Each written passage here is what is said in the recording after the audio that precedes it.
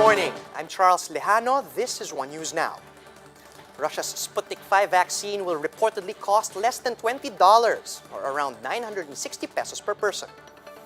According to the official Sputnik V Twitter account, the vaccine will be administered in 2 shots at less than $10 each. For Russian citizens, vaccination will be completely free. This announcement comes as Russia seeks to scale up the distribution and production of its vaccine. Moscow says it aims to produce more than 1 billion doses starting next year, enough to inoculate 500 million people. Developers have also launched production of a dry form of the vaccine, which is stored just between 2 and 8 degrees Celsius, making it more viable for areas with tropical climates like the Philippines. The latest clinical trial data showed a 91.4% efficacy for the Sputnik on day 28 after the first dose, but 42 days after, the vaccine showed 95% efficacy. The MMDA says it's not planning to limit the volume of cars on the road for the upcoming holidays. This despite warnings from the Department of Health that a post-holiday surge in COVID-19 cases is possible. In an interview with One News' The Chiefs, EDSA traffic chief Bong Nebrija said about 70% of the pre-pandemic traffic has already returned to the road. This number is likely to increase further as the holiday season approaches. Last week, the health department advised the public that flocking to crowded places, even with face masks and shields on, could still lead to a massive spread of the virus. But Nebrija says they don't want to put too many restrictions on the movement of people, saying it's important to spark economic activity at this point of the pandemic. Right now, there's really no specific policy that will address the Christmas holidays. But again, we're approaching December. We're not talking about it right now. To be honest with you, we will be managing the traffic as it is. We're trying to make it more convenient for the businesses to start their business again, because of the pandemic. And we do not want to give so many restrictions for now.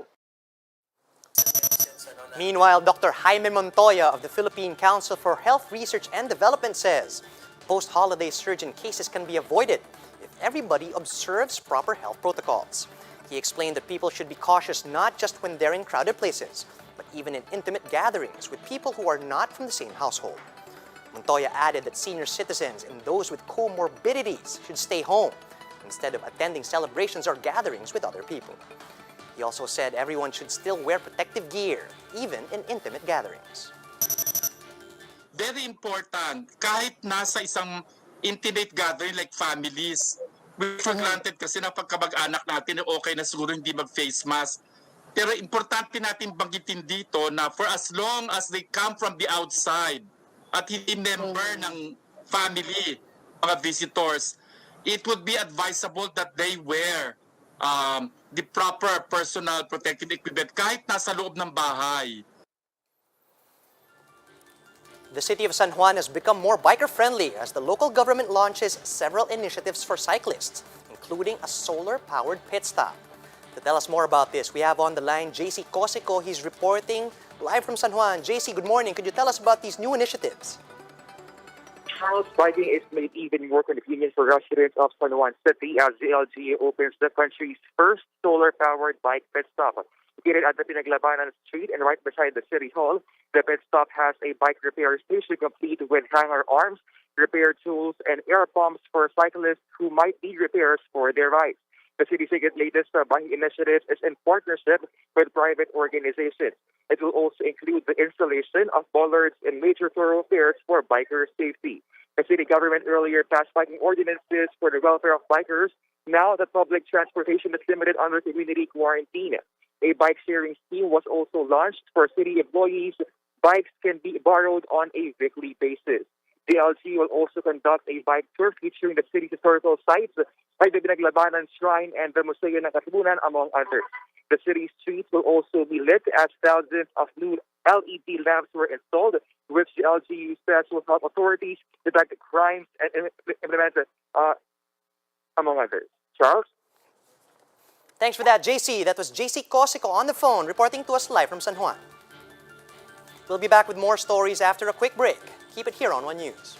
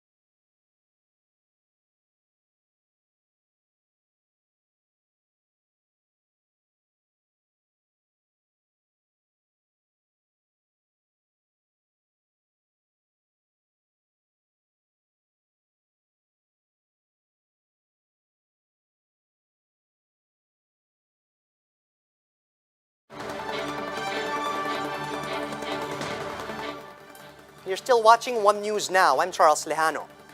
Kabataan Party List Representative Sara ELAGO says the Makabayan bloc is now planning to sue certain government officials and agencies that have been red tagging their members and representatives.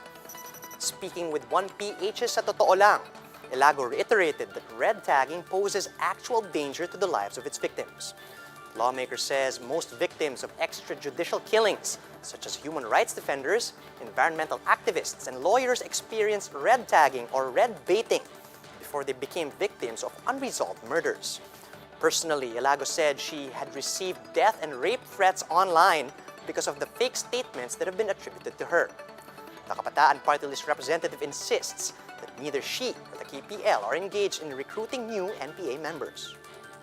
Kanina nagpunta ako sa Senate hearing, hindi lang bilang kinatawan ng Kabataan Party List, no, pero bilang isa talaga dun sa mga biktima ng mga pinapakalat na mga fabricated statement, yung mga pahayag na hindi ko sinabi, no, mga pahayag na gawa-gawa na nag-uudyok ng galit, nag-uudyok ng panganib, nag-uudyok ng death threats at rape threats laban sa akin.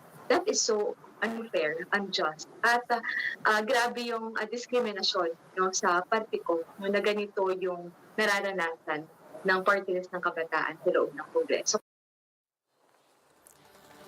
Pope Francis met with several NBA players and league officials to discuss social justice activism.